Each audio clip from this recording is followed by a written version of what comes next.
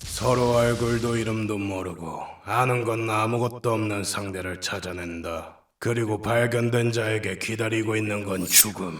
역시 인간이란 생물은 정말 재밌어. 어느 비오는 거리, 길을 걷고 있는 한 학생이 떨어져 있는 한 권의 노트를 발견합니다. 보통 학생이라면 그냥 지나쳤겠지만 이 학생은 전교 1등을 넘어 전국에서도 손가락 안에 드는 야가미 라이토. 혹시나 저 떨어져 있는 공책에 자신이 모르는 지식이 적혀 있을 수 있다는 생각이 들어서일까요? 떨어진 공책을 집어듭니다.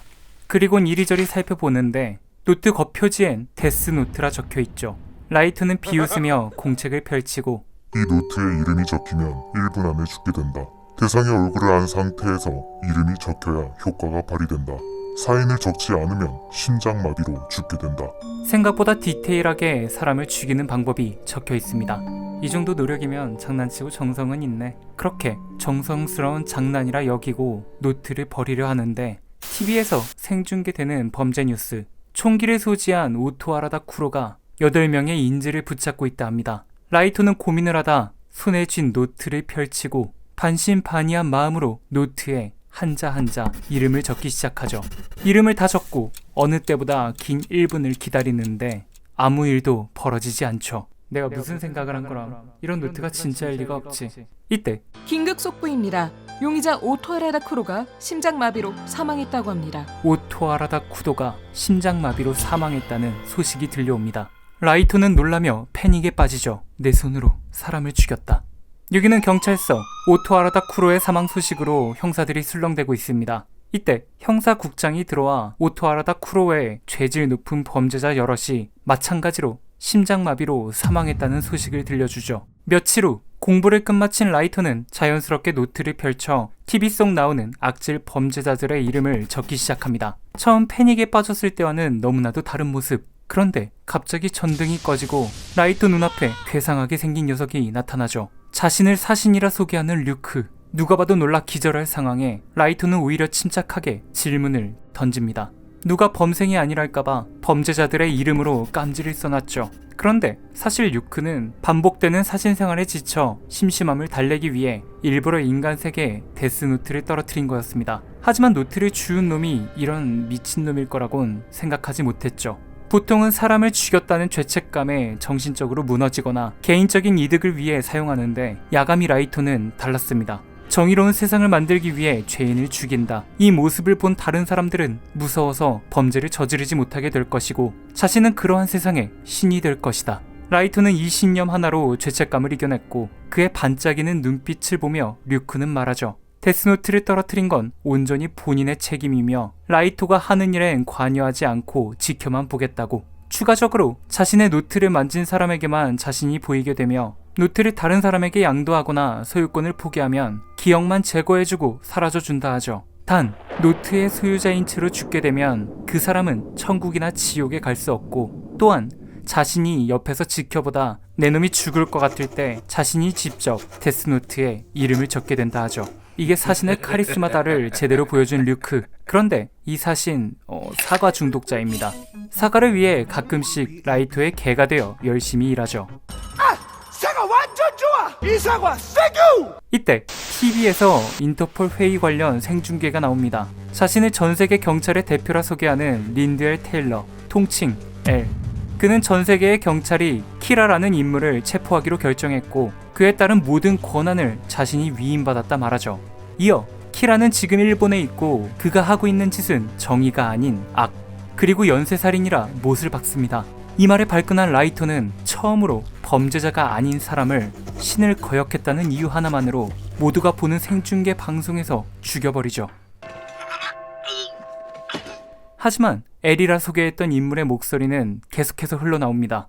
심지어 방금 벌어진 일로 그의 추리는 한층 더 날카롭게 라이토를 압박하죠. 직접 손을 쓰지 않고도 살인을 할 수 있다는 점, 그리고 방금 라이토가 죽인 자는 자신이 아닌 극비리에 잡은 언론에도 보도되지 않은 사형수, 즉 입수 정보에도 한계가 있다는 사실을 파악합니다. 하지만 자신은 실존한다며 엘마크를 TV에 떡하니 띄우며 죽여보라 말하죠. 처음에 설명했듯 데스노트는 죽이려는 상대방의 얼굴과 이름을 정확히 알아야 합니다. 그러므로 라이토는 이 도발에 아무것도 할 수 있는 게 없죠. 죽일 수 없는 인간도 있다는 걸 체크하는 엘. 하지만 이게 끝이 아니었습니다. 이 방송은 전세계 생중계라 말했지만 사실 라이토가 살고 있는 일본 광동 지역에만 방송되고 있다 말해주죠. 자그마한 사건이라 경찰이 흘려넘겼지만 처음 키라의 살인이 시작된 건 신주쿠의 인질극이었다 언급하며 단시간에 라이토 목에 칼을 들이밉니다. 그리곤 말하죠. 나도 이렇게 단시간에 많은 정보를 알아낼 거라 생각 못했는데 너를 사형대로 올려버릴 날이 그리 오래 걸리진 않겠군. 그렇게 라이토와 엘은 최고의 숙적이 되어 먼저 찾아내 제거해야 하는 관계가 되어버립니다. 이 싸움에서 이기는 사람이 정의가 되기 때문이죠. 과연 이 대결의 승자는 누가 될까요? 뮤지컬 데스노트였습니다. 저는 작년 6월에 뮤지컬 데스노트를 보고 왔습니다. 보고 와서 올려야지 생각하고 있었는데 이번 한국 뮤지컬 어워즈 최다 4관왕을 수상해 앵콜 공연으로 돌아온다는 소식을 듣고 드디어 정리의 리뷰를 하게 되었습니다. 우선 저는 홍강호 김준수님 페어로 보고 왔고요. 스토리적인 재미보다는 넘버를 듣는 재미를 좀 더 크게 느끼고 왔습니다. 그럼 스토리는 재미없냐라고 물으실 수 있는데 어렸을 적 제가 처음 데스노트 만화책이 나왔을 때 너무 좋아해서 구매도 하고 지금도 최애 만화를 골라봐라 라는 질문이 들어오면 손가락 안에 드는 작품입니다. 여튼 뮤지컬 데스노트는 170분 동안 12권의 책 내용을 압축해 담았어야 했기 때문에 만화책에서의 섬세한 추리와 심리 싸움을 보여주기엔 한계가 있었습니다. 대신 큰 그림으로서 놓치는 부분은 거의 없었고요. 결말이 원작과는 조금의 차이가 있다는 것 정도는 알아두시고 가시면 좋을 것 같습니다. 처음 보시는 분들이라면 아마 저 같은 아쉬움은 느끼지 않고 재밌게 보실 수도 있다 생각하고요.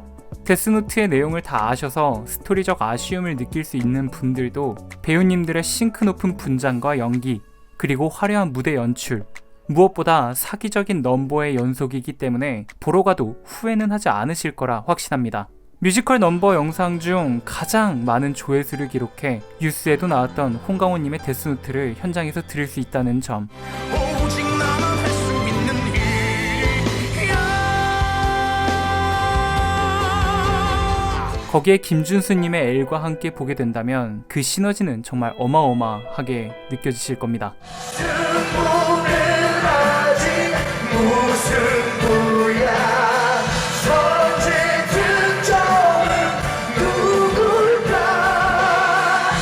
보고 싶다 해도 피케팅을 이겨낸 승자들만 허락되는 뮤지컬이죠. 그만큼 인기가 굉장히 많은 뮤지컬입니다. 굿즈도 너무 이쁜 게 많아서 금방 품절이 된다는 점, 뮤지컬 팬이 아닌 만화작품 팬이 봐도 눈이 돌아갈 수밖에 없거든요. 나이가 많으신 분들보다는 조금 어리신 분들께 추천을 드리고 싶고요. 이상 뮤지컬 데스노트 리뷰였습니다. 그리고 저는 쿄자리였습니다.